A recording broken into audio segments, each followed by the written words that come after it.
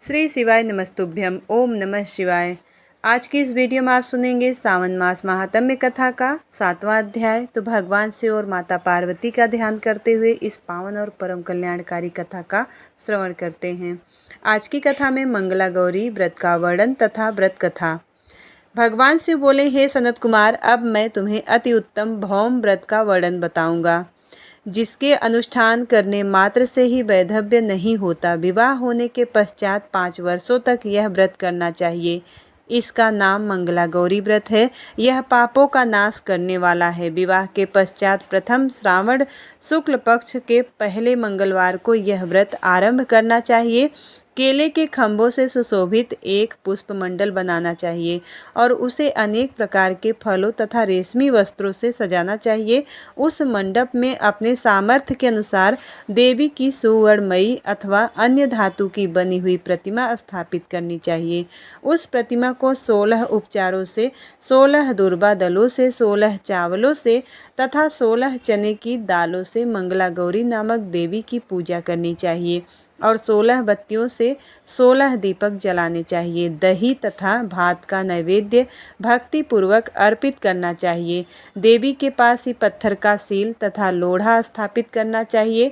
5 वर्ष तक इस व्रत करने से पश्चात उद्यापन करना चाहिए तथा माता को वायन प्रदान करना चाहिए, जिसकी विधि आप सुनिए।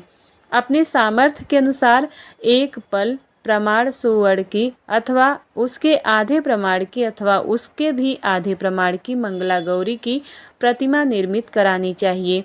अपनी शक्ति के अनुसार स्वर्ण आदि के बने हुए टंडुल पूरित पात्र पर वस्त्र तथा रमणीय कंचु को ओढ़नी रखकर उस दोनों के ऊपर देवी की प्रतिमा स्थापित करनी चाहिए।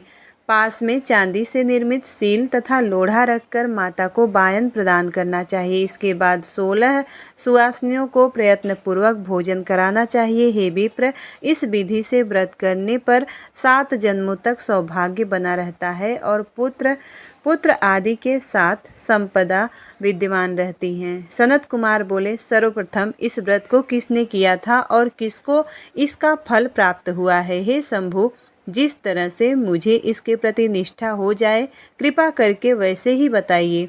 भगवान शिव बोले कि हे सनत कुमार, पूर्व काल में कुरु देश में श्रुत कीर्ति नामक एक विद्वान, कीर्तिशाली, शत्रुओं का नाश करने वाला, 64 कलाओं का ज्ञाता तथा धनुर्विद्या में कुशल राजा हुआ था।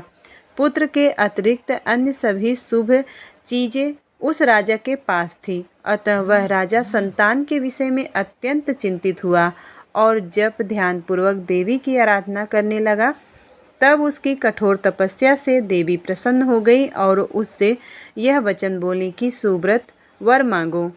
श्रुत कीर्ति बोला, हे देवी, यदि आप मुझ पर प्रसन्न हैं तो मुझे सुंदर पुत्र दीजिए। हे देवी, आपकी कृपा से अन्य किसी भी वस्तु का अभाव नहीं है।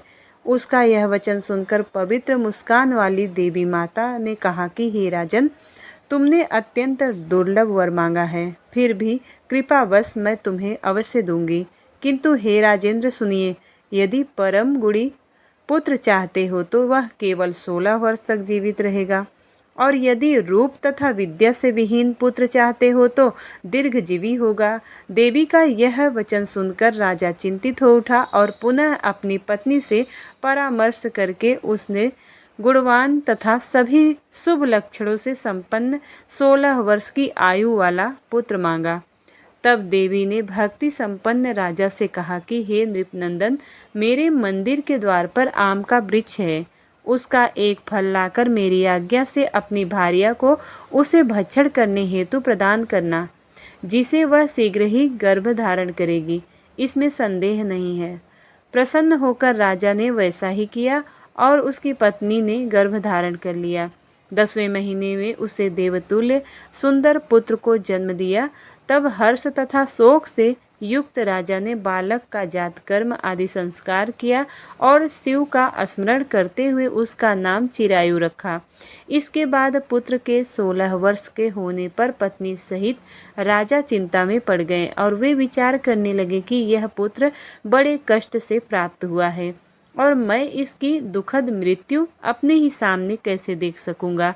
ऐसा विचार करके राजा ने पुत्र को उसके मामा के साथ काशी भेज दिया। प्रस्थान के समय राजा की पत्नी ने अपने भाई से कहा कि कार्पटिक का वेश धारण करके आप मेरे पुत्र को काशी ले जाइए। मैंने भगवान मृत्युंजय से पूर्व में पुत्र के लिए प्रार्थना की थी और कहा था कि हे विश्वेश, आप जगतपति की यात्रा के लिए मैं उस पुत्र को अवश्य भेजूंगी। अतः आप मेरे पुत्र को आज ही ले जाइए और सावधानी पूर्वक उसकी रक्षा कीजिएगा। अपनी बहन की यह बात सुनकर भांजे के साथ वह चल पड़ा। कई दिनों तक चलते चलते वह आनंद नामक नगर में पहुंचा। वहां सभी प्रकार की समृद्धियों से संपन्न वीरसेन नाम वाला राजा रहता था। उस राजा की एक सर्वलक्षण संपन्न युवावस्था प्राप्त मनोहर तथा रूप लावण्यमयी मंगला गौरी नामक कन्या थी। सभी उपमानों को तुच्छ करके सौंदर्य अभिव्यक्ति को प्राप्त कर कन्या किसी समय सखियों के साथ नगर के उपवन में क्रीड़ा करने के लिए गई हुई थी। उसी समय वह चिरायु तथा उसका मामा वे दोनों भी वहां पहुंच गए और उन कन्याओं को देखने की लालसा से वहीं विश्राम करने लगे। इसी बीच विनोद पूर्वक क्रीड़ा करती हुई उन कन्याओं में से किसी एक ने कुपित होकर राजकुमारी को रांडा यह कुवचन कह दिया। तब उस अशुभ वचन को सुनकर राजकुमारी ने कहा कि तुम अनुचित बात क्यों बोल रही हो? मेरे कुल में तो इस प्रकार की कोई नहीं है। मंगला गौरी की कृपा से तथा उनके व्रत के प्रभाव से विवाह के समय जिसके सर पर मेरे हाथ से अक्षत पड़ेंगे हे सखी, वह यदि अल्प आयु वाला होगा तो भी चिरंजीवी हो जाएगा। इसके बाद वह सभी कन्याएं अपने अपने घर चली गईं। उसी दिन राजकुमारी का विवाह था। वाहिलिक देश के दृढ़धर्मा नामक राजा के सुकेतु नाम वाले पुत्र के साथ उसका विवाह निश्चित किया गया था। वह सुकेतु विद्याहीन, कुरूप तथा बहरा था। तब सुकेतु के साथ आए हुए उन लोगों ने विचार किया कि इस समय कोई दूसरा श्रेष्ठ वर ले जाना चाहिए और विवाह संपन्न हो जाने के बाद वहां सुकेतु पहुंच जाए। उन लोगों ने चिरायु के मामा के पास जाकर याचना की कि आप इस बालक को हमें दे दीजिए, जिससे हमारा कार्य सिद्ध हो जाए। इस पृथ्वी पर परोपकार के समान दूसरा कोई धर्म नहीं है। उनकी बात सुनकर चिरायु का मामा मन ही मन बहुत प्रसन्न हुआ, क्योंकि उसने उपवन में पहले ही उस कन्या के मुंह से मंगला गौरी की बात सुन ली थी। फिर भी उसने एक बार कहा कि आप लोग इसे किस लिए मांग रहे हो?